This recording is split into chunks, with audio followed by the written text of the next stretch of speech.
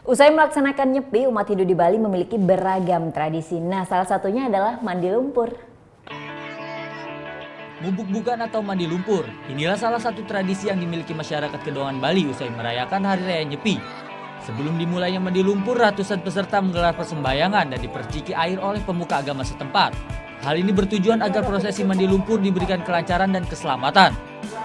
Ratusan peserta pun menuju lokasi mandi lumpur yang ada di tengah hutan mangrove Kedonganan. Keceriaan para warga terlihat saat mereka menjalankan tradisi ini.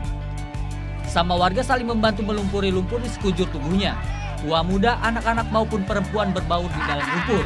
Bahkan seorang wisatawan pun tertarik mengikuti tradisi ini.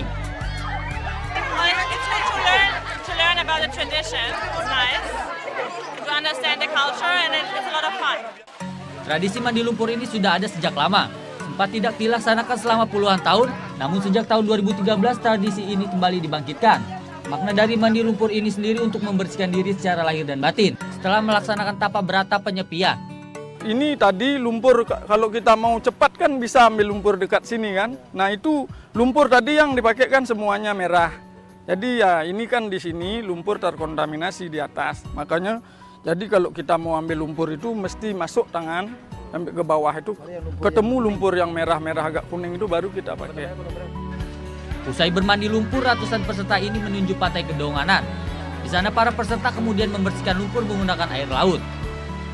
Surya Sanjaya melaporkan untuk NET.